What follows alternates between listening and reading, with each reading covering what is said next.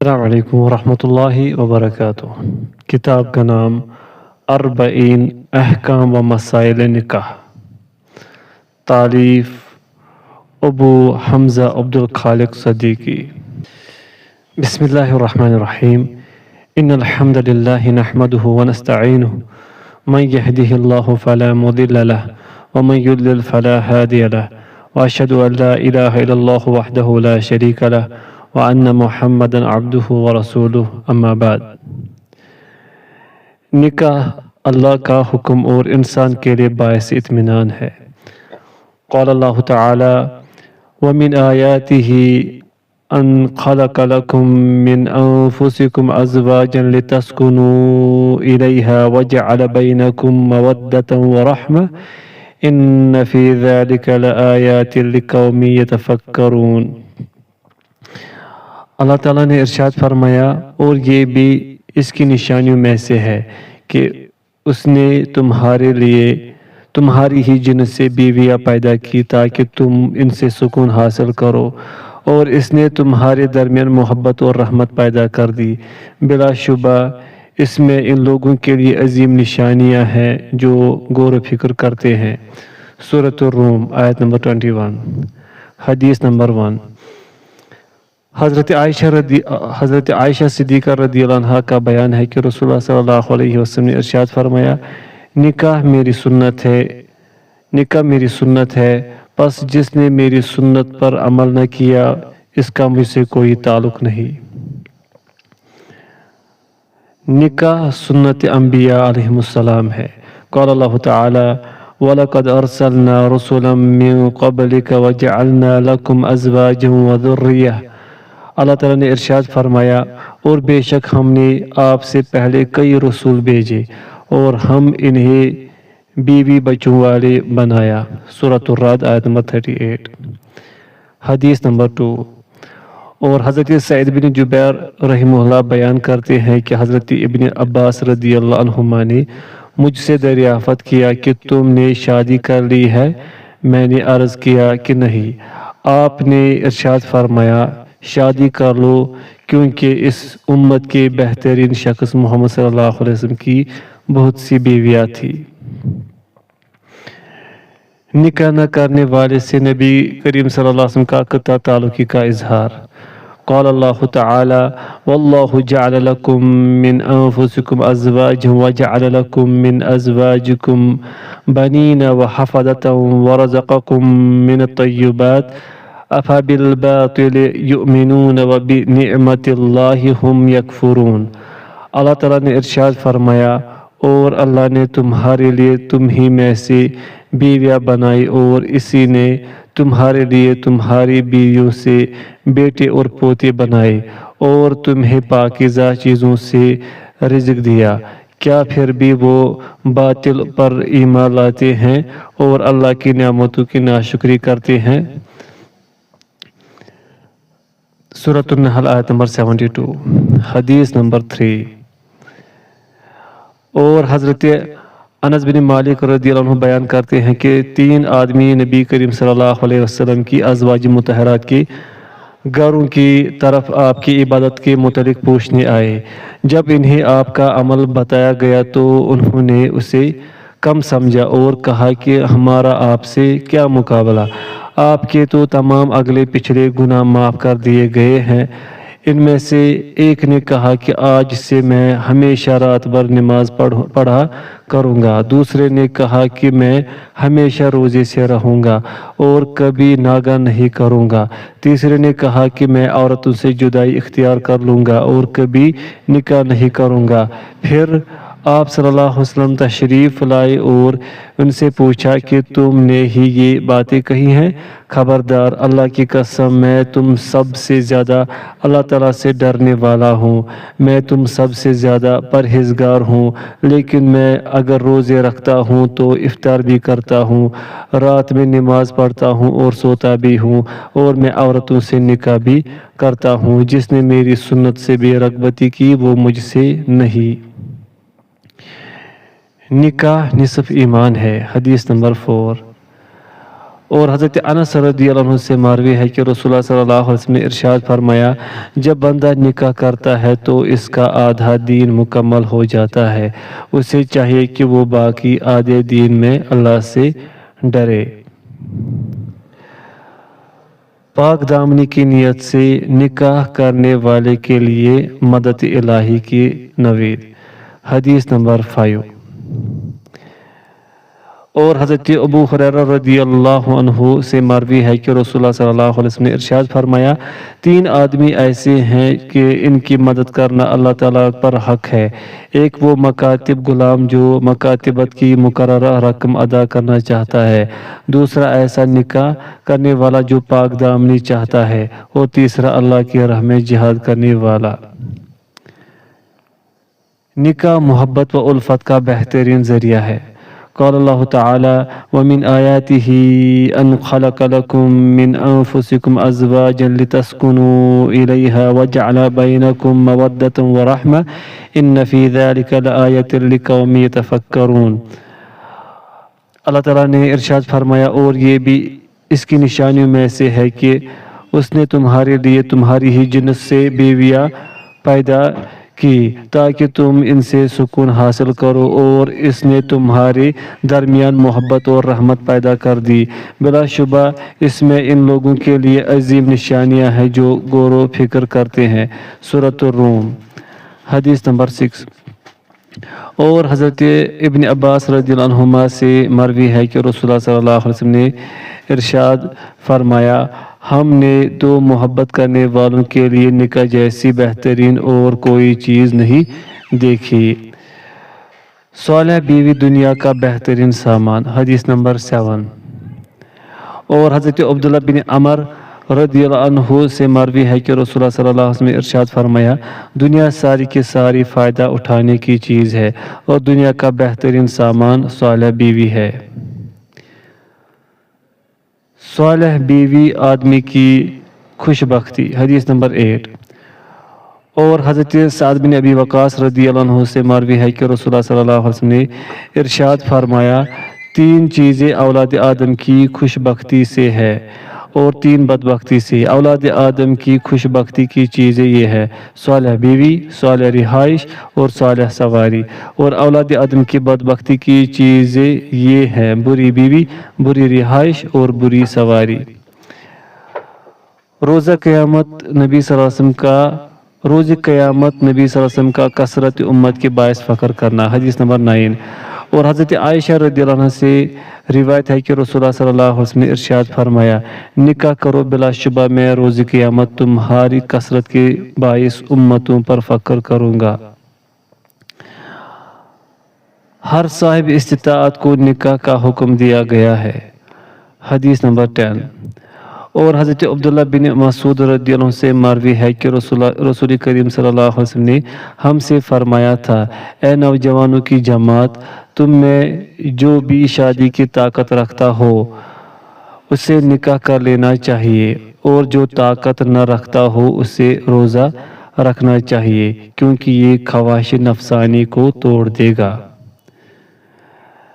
صاحب استطاعت کا عورتوں سے یکسر قطع تعلق ہو جانا جائز نہیں۔ قال اللہ تعالی، وعاشروہن بالمعروف۔ اللہ تعالیٰ نے ارشاد فرمایا، اور تم ان کے ساتھ اچھے طریقے سے گزر بسر کرو۔ سورۃ النساء آیت نمبر 9۔ حدیث نمبر 11۔ اور حضرت سمرہ رضی اللہ عنہ سے مروی ہے کہ رسول اللہ صلی اللہ علیہ وسلم نے عورتوں سے الگ تھلگ رہ کر زندگی گزارنے سے منع فرمایا ہے۔ اور قتادہ رحمہ اللہ نے یہ آیت تلاوت کی، اور بے شک ہم نے آپ سے پہلے رسول بھیجے اور انہیں بیویاں اور اولادیں بھی عطا کی۔ ولی کے بغیر نکاح نہیں۔ حدیث نمبر 12۔ اور حضرت ابو موسیٰ سے روایت ہے کہ نبی کریم صلی اللہ علیہ وسلم نے ارشاد فرمایا، ولی کی اجازت کے بغیر نکاح درست نہیں۔ نکاح میں 2 عادل گواہ موجود ہوں۔ حدیث نمبر 13۔ اور حضرت ابن عباس رضی اللہ عنہما سے مروی ہے کہ نبی کریم صلی اللہ علیہ وسلم نے ارشاد فرمایا، ولی کی اجازت اور 2 دیانتدار گواہوں کے بغیر نکاح نہیں ہو سکتا۔ رضاعت بھی حرمت میں نسب کی طرح ہے۔ حدیث نمبر 14۔ اور حضرت علی رضی اللہ عنہ سے مروی ہے کہ رسول اللہ صلی اللہ علیہ وسلم نے ارشاد فرمایا، اللہ تعالیٰ نے رضاعت سے بھی ان رشتوں کو حرام کر دیا ہے جنہیں نسب کی وجہ سے حرام کیا۔ دو رضائی یا نسبی بہنوں کو بیک وقت نکاح میں رکھنا۔ قال اللہ تعالیٰ وَأَن تَجْمَعُوا بَيْنَ الْأُخْتَيْنِ إِلَّا مَا قَدْ سَلَفَ۔ اللہ تعالیٰ نے ارشاد فرمایا، اور تمہارا دو بہنوں کو جمع کرنا بھی حرام ہے مگر جو پہلے گزر گیا سو گزر گیا۔ سورۃ النساء آیت نمبر 23۔ حدیث نمبر 15۔ حضرت فیروز ویلمی رضی اللہ عنہ بیان کرتے ہیں کہ میں نے عرض کیا، اے اللہ کے رسول، بلا شبہ میں مسلمان ہو گیا ہوں اور میرے نکاح میں دو بہنیں ہیں۔ آپ صلی اللہ علیہ وسلم نے ارشاد فرمایا، ان دونوں میں سے جسے چاہے طلاق دے دے۔ پھوپھی اور بھتیجے یا خالہ اور بانجی کو بیک وقت نکاح میں رکھنا۔ حدیث نمبر 16۔ اور حضرت ابو ہریرہ رضی اللہ عنہ سے مروی ہے کہ رسول اللہ صلی اللہ علیہ وسلم نے ارشاد فرمایا، ایک مرد کے نکاح میں پھوپھی اور بھتیجی اور خالہ اور بانجی کو جمع نہ کیا جائے۔ 4 سے زیادہ عورتوں سے نکاح کرنا۔ قال اللہ تعالیٰ وَإِنْ خِفْتُمْ أَلَّا تُقْسِطُوا فِي الْيَتَامَىٰ فَانكِحُوا مَا طَابَ لَكُم مِّنَ النِّسَاءِ مَثْنَىٰ وَثُلَاثَ وَرُبَاعَ فَإِنْ خِفْتُمْ أَلَّا تَعْدِلُوا فَوَاحِدَةً أَوْ مَا مَلَكَتْ أَيْمَانُكُمْ ذَلِكَ أَدْنَىٰ أَلَّا تَعُولُوا۔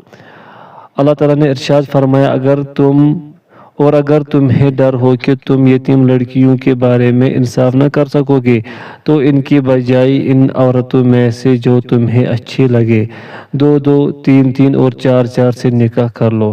پھر اگر تمہیں ڈر ہو کہ تم انصاف نہ کر سکو گے تو ایک ہی سے نکاح کرو یا اپنی ملکیت کی لونڈیوں سے ازدواجی تعلق رکھو، یہ زیادہ قریب ہے اس بات کے کہ تم ناانصافی نہیں کرو گے۔ سورۃ النساء آیت نمبر 3۔ حدیث نمبر 17۔ اور حضرت ابن عمر رضی اللہ عنہما بیان کرتے ہیں کہ حضرت غیلان بن سلمہ رضی اللہ عنہ مسلمان ہوئے تو ان کے نکاح میں 10 عورتیں تھیں، چنانچہ نبی کریم صلی اللہ علیہ وسلم نے ان سے ارشاد فرمایا، ان میں سے 4 کو رکھ لو اور باقی عورتوں کو چھوڑ دو۔ نکاح متعہ کی حرمت۔ حدیث نمبر 18۔ اور حضرت عمر رضی اللہ عنہ نے دوران خطبہ کہا کہ رسول اللہ صلی اللہ علیہ وسلم نے متعہ کی ہمیں 3 مرتبہ اجازت دی پھر اسے حرام کر دیا۔ اللہ کی قسم اب مجھے کسی بھی شادی شدہ کے نکاح متعہ کا علم ہوگا تو میں اسے پتھروں کے ساتھ رجم کروں گا، الا یہ کہ وہ میرے پاس 4 گواہ لائے جو یہ شہادت دے کہ رسول اللہ صلی اللہ علیہ وسلم نے اس نکاح کو حرام کرنے کے بعد پھر حلال کر دیا تھا۔ حلالہ کرانا حرام ہے۔ حدیث نمبر 19۔ اور حضرت ابن مسعود رضی اللہ عنہ سے مروی ہے کہ رسول اللہ صلی اللہ علیہ وسلم نے حلالہ کرنے والے اور جس کے لیے حلالہ کیا جائے دونوں پر لعنت فرمائی ہے۔ نکاح شغار منع ہے۔ حدیث نمبر 20۔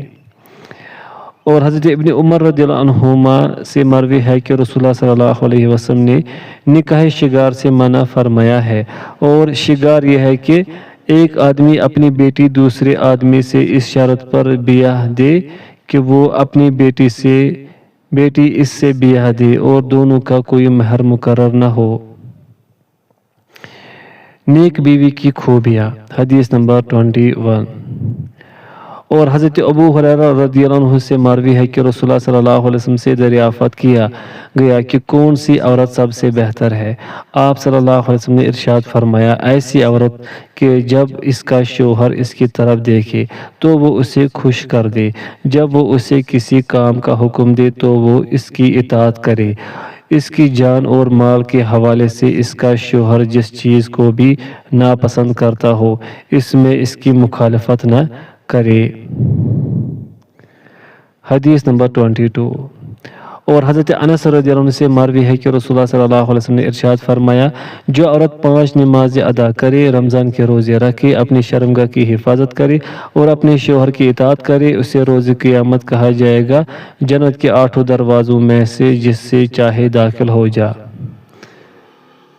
خانگی معاملات کے ماہر، حدیث نمبر 23۔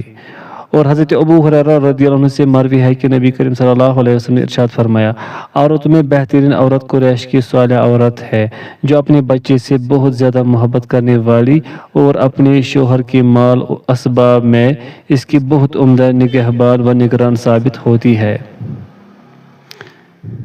کیسی عورت سے نکاح کیا جائے؟ حدیث نمبر 24۔ اور سیدنا ابو ہریرہ رضی اللہ عنہ سے مروی ہے کہ رسول اللہ صلی اللہ علیہ وسلم نے ارشاد فرمایا، عورت سے نکاح 4 اسباب سے کیا جاتا ہے، اس کے مال کی وجہ سے، اس کے خاندان کی وجہ سے، اس کے حسن و جمال کی وجہ سے اور اس کے دین کی وجہ سے۔ پس تم دیندار عورت سے نکاح کر کے کامیابی حاصل کرو، اگر ایسا نہ کرے تو تیرے دونوں ہاتھ خاک آلودہ ہو تو نادم و پشیمان ہو۔ بہترین شوہر، حدیث نمبر 25۔ اور حضرت ابو ہریرہ رضی اللہ عنہ سے مروی ہے کہ رسول اللہ صلی اللہ علیہ وسلم نے ارشاد فرمایا، جب تمہارے پاس کوئی ایسا شخص نکاح کا پیغام بھیجے جس کا دین اور اخلاق تم پسند کرتے ہو تو اس سے نکاح کر دو، اگر تم ایسا نہ کرو گے تو زمین میں فتنہ اور بہت بڑا فساد ہوگا۔ کسی کے پیغام نکاح پر اپنا پیغام بھیجنا حرام ہے، حدیث نمبر 26۔ اور حضرت ابن عمر رضی اللہ عنہ سے مروی ہے کہ نبی کریم صلی اللہ علیہ وسلم نے ارشاد فرمایا، تم میں سے کوئی اپنے بھائی کے پیغام نکاح نہ دے تا وقت کہ اس سے پہلے پیغام نکاح دینے والا خود چھوڑ دے یا پیغام نکاح دینے والا اجازت دے دے۔ رشتہ طے کرنے کے لیے کسی کو نمائندہ مقرر کرنا جائز ہے، حدیث نمبر 27۔ اور حضرت عقبہ بن عامر رضی اللہ عنہ سے مروی ہے کہ نبی کریم صلی اللہ علیہ وسلم نے ایک آدمی سے کہا، کیا تمہیں یہ پسند ہے کہ میں تمہاری شادی فلاں عورت سے کرا دوں؟ اس نے کہا ہاں۔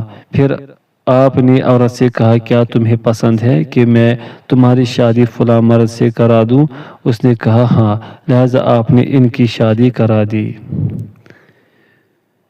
منگیتر کو ایک نظر دیکھ لینا جائز ہے، حدیث نمبر 28۔ اور حضرت مغیرہ بن شعبہ رضی اللہ عنہ سے بیان کرتے ہیں کہ میں نے عہد رسالت میں ایک عورت کو پیغام نکاح بھیجا تو نبی کریم صلی اللہ علیہ وسلم نے مجھ سے دریافت کیا کہ کیا تو نے اسے دیکھا ہے؟ میں نے عرض کیا نہیں۔ آپ نے فرمایا، اسے دیکھ لو، اس طرح زیادہ توقع ہے کہ تم میں الفت پیدا ہو جائے۔ عورت ولی نہیں بن سکتی۔ قال اللہ تعالی وَلَا تَنْكِحُوا الْمُشْرِكَاتِ حَتَّى يُؤْمِنْ۔ اللہ تعالیٰ نے ارشاد فرمایا، اور تم مشرک عورتوں سے نکاح نہ کرو یہاں تک کہ وہ ایمان لے آئے۔ سورۃ البقرہ آیت نمبر 221۔ حدیث نمبر 29۔ اور سیدنا ابو ہریرہ رضی اللہ عنہ سے مروی ہے کہ رسول اللہ صلی اللہ علیہ وسلم نے ارشاد فرمایا، کوئی عورت کسی دوسری عورت کا ولی بن کر نکاح نہ کرے اور نہ ہی خود اپنا نکاح کرے، بلا شبہ وہ عورت زانیہ ہے جس نے اپنا نکاح خود کر لیا۔ حالت احرام میں کوئی شخص ولی نہیں بن سکتا، حدیث نمبر 30۔ اور حضرت عثمان بن عفان رضی اللہ عنہ سے مروی ہے کہ رسول اللہ صلی اللہ علیہ وسلم نے ارشاد فرمایا، حالت احرام میں کوئی شخص نہ نکاح کرے، نہ نکاح کرائے اور نہ ہی نکاح کا پیغام بھیجے۔ اگر لڑکی راضی نہ ہو تو ولی زبردستی اس کا نکاح نہ کرے، حدیث نمبر 31۔ اور حضرت ابو ہریرہ رضی اللہ عنہ سے مروی ہے کہ رسول اللہ صلی اللہ علیہ وسلم نے ارشاد فرمایا، یتیم بالغ لڑکی سے اس کے نکاح کے متعلق پوچھا جائے گا، اگر وہ خاموش رہے تو یہی اس کی اجازت ہے، اور وہ انکار کر دے تو پھر زبردستی اس کا نکاح کرنے کا کوئی جواز نہیں۔ اگر لڑکی کی رضامندی کے بغیر زبردستی نکاح کر دیا جائے، حدیث نمبر 32۔ اور حضرت خنسہ بنت خدام انصاریہ رضی اللہ حضرت خنسا بنت خزام انصاریہ رضی اللہ عنہ بیان کرتی ہیں کہ وہ بیوہ تھی اور ان کے والد نے ان کا نکاح کر دیا جبکہ وہ اسے ناپسند کرتی تھی۔ چنانچہ رسول اللہ صلی اللہ علیہ وسلم کی خدمت میں حاضر ہوئی اور اس بات کا ذکر کیا تو آپ صلی اللہ علیہ وسلم نے اس کے والد کا کیا ہوا نکاح رد کر دیا۔ حدیث نمبر 33۔ اور حضرت ابن عباس رضی اللہ عنہما سے مروی ہے کہ ایک کنواری لڑکی نبی کریم صلی اللہ علیہ وسلم کے پاس آئی اور ذکر کیا کہ اس کے والد نے اس کا نکاح کر دیا ہے حالانکہ وہ اس شخص کو ناپسند کرتی ہے، تو آپ نے اسے اختیار دے دیا کہ وہ نکاح ختم کرنا چاہے تو کر سکتی ہے۔ خطبہ نکاح حدیث نمبر 34۔ اور حضرت ابن مسعود رضی اللہ عنہ سے مروی ہے کہ نبی کریم صلی اللہ علیہ وسلم نے ہمیں حاجت و ضرورت کے لیے یہ خطبہ سکھایا تھا۔ یقیناً تمام تعریف اللہ ہی کے لیے ہے، ہم اس کی تعریف کرتے ہیں، اس کی مدد مانگتے ہیں اور اسی سے بخشش مانگتے ہیں۔ ہم اپنے نفسوں کے شر اور اپنے بدعمالیوں سے اللہ تعالیٰ کی پناہ میں آتے ہیں۔ جس سے اللہ ہدایت دے اسے کوئی گمراہ نہیں کر سکتا، اور جسے وہ اپنے در سے دھتکار دے اس کے لیے کوئی رہبر نہیں ہو سکتا۔ اور میں گواہی دیتا ہوں کہ معبود برحق صرف اللہ تعالیٰ ہے، وہ اکیلا ہے، اس کا کوئی شریک نہیں۔ اور میں گواہی دیتا ہوں کہ محمد صلی اللہ علیہ وسلم اس کے بندے اور اس کے رسول ہیں۔ اے لوگو جو ایمان لائے ہو، اللہ سے اس طرح ڈرو جس طرح اس سے ڈرنے کا حق ہے، اور تمہیں موت نہ آئے مگر اس حالت میں کہ تم مسلمان ہو۔ اے لوگو اپنے رب سے ڈرو جس نے تمہیں ایک جان سے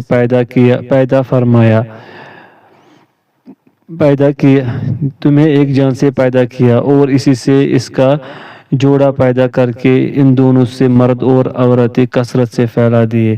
اور اللہ سے ڈرو جس کے واسطے سے تم آپس میں سوال کرتے ہو، اور رشتے توڑنے سے ڈرو، بے شک اللہ تم پر نگہبان ہے۔ اے لوگو جو ایمان لائے ہو، اللہ سے ڈرو اور بالکل سیدھی بات کہو، وہ تمہارے لیے تمہارے اعمال درست کر دے گا اور تمہارے لیے تمہارے گناہ بخش دے گا۔ اور جو اللہ اور اس کے رسول کی فرما برداری کرے تو یقیناً اس نے کامیابی حاصل کر لی، بہت بڑی کامیابی۔ دلہا اور دلہن کے لیے مبارکباد کے الفاظ حدیث نمبر 35۔ اور سیدنا ابو ہریرہ رضی اللہ عنہ سے مروی ہے کہ نبی کریم صلی اللہ علیہ وسلم جب کسی شخص کو دیکھتے کہ اس نے شادی کی ہے تو فرماتے اللہ تعالیٰ تیرے لیے برکت کرے اور تجھ پر برکت کرے اور تم دونوں کو خیر و بلائی میں جمع کر دے۔ نکاح اعلانیہ کرنا چاہیے حدیث نمبر 36۔ اور سیدنا عبداللہ بن زبیر رضی اللہ عنہ سے مروی ہے کہ رسول اللہ صلی اللہ علیہ وسلم نے ارشاد فرمایا نکاح کا اعلان کرو۔ نکاح کے بعد میاں بیوی کا تعلق وفات سے بھی ختم نہیں ہو سکتا حدیث نمبر 37۔ اور حضرت عائشہ رضی اللہ عنہ بیان کرتی ہے کہ رسول اللہ صلی اللہ علیہ وسلم نے مجھ سے ارشاد فرمایا کیا تجھے پسند نہیں کہ تو دنیا اور آخرت میں میری بیوی رہے؟ میں نے عرض کیا کیوں نہیں؟ آپ صلی اللہ علیہ وسلم نے ارشاد فرمایا تم دنیا اور آخرت میں میری بیوی ہو۔ بیوی کی دلجوئی کے لیے کچھ کھانے کو پیش کرنا حدیث نمبر 38۔